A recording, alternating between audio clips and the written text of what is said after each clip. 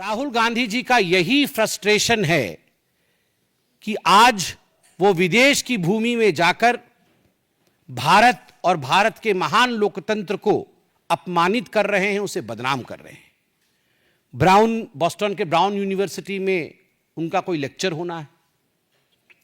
वो लगभग 3 दिन की ट्रिप में यूएस पहुंचे हैं और विडंबना देखिए, जब यूएस के उपराष्ट्रपति भारत में है, उस समय यूएस की भूमि में जाकर भारत को अपमानित और भारत के लोकतंत्र के खिलाफ कहना, यह आदत ऐसी ही है कांग्रेस पार्टी की। आप याद करिए, जब कॉमनवेल्थ हो रहा था उस समय भी यूएस में जाकर और उस समय भारत में भारत के खिलाफ राहुल गांधी और उनके तमाम जो उनके नेतागण हैं वो कह रहे थे। राहुल जी अमेरिका में जाके इलेक्शन कमीशन को कॉम्प्रोमाइज्ड बताते हैं। वो कहते हैं कि महाराष्ट्र के चुनाव में जिस प्रकार का मतदान हुआ वो एक तरह से फर्जीवाड़ा था। महाराष्ट्र में भारतीय जनता पार्टी को और उनके अलाइज को जीतना नहीं था और कहीं ना कहीं इलेक्शन कमीशन ने हमारे साथ समझौता किया। मैं राहुल जी से पूछना चाहता हूं, राहुल जी, झारखंड भी तो उसी समय चुनाव हुआ था, क्या आपने इलेक्शन कमीशन के साथ झारखंड में समझौता किया था? आप एक बार सोरेन जी से पूछिए, क्या उन्होंने समझौता किया था इलेक्शन कमीशन से? प्रियंका वाड्रा, उसी चुनाव में जो बाई इलेक्शन हुए थे, उसी समय उसी कालखंड में जो बाई इलेक्शन हुए थे, उस बाई इलेक्शन में वो जीत के सदन में आई पैलेस्टाइन का बैग टांग करके।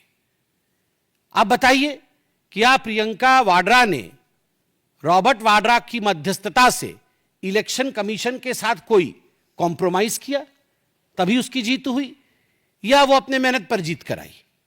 आप ये बताइए कि 240 सीट जब भारतीय जनता पार्टी को विगत लोकसभा 2024 के लोकसभा में जब हमें 240 सीट और आपको 99 सीट मिली, तो आपने पूरे देश में और सदन में भी ढिंढोरा पीटा कि ये भारतीय जनता पार्टी की हार है और ये कांग्रेस पार्टी की जीत है। तो was the election commission compromise then? आपने ये जो जश्न मनाया था, क्या हम कॉम्प्रोमाइज थे? और ठीक उसी प्रकार महाराष्ट्र में लोकसभा में हमें 9 सीटें मिली और आपके गठबंधन को हमसे अधिक मिली थी।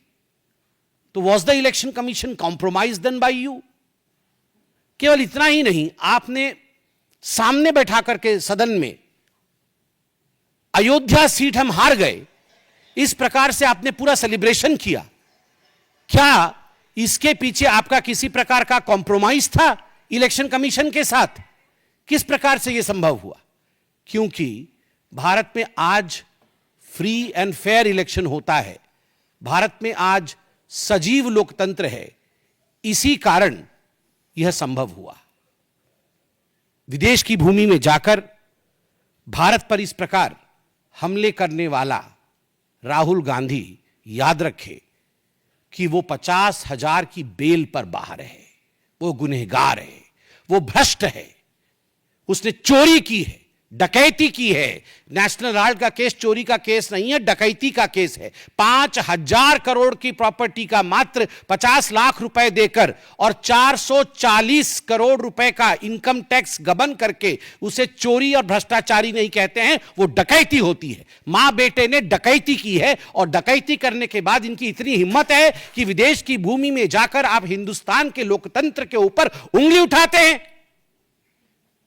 राहुल गांधी, आपसे नहीं हो पाएगा हिंदुस्तान में राजनीति, तो जाकर के किसी और देश से चुनाव लड़िए, मगर जिस थाली में खाते हैं अगर उस थाली में आप छेद करेंगे तो आप देशद्रोही कहलाएंगे। You are traitor.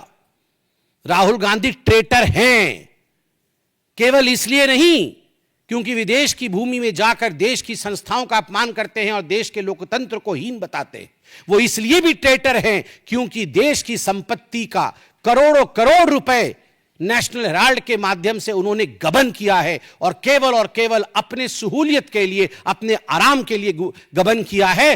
और याद रखिए राहुल गांधी, आप और आपकी माताश्री बचने वाली नहीं है।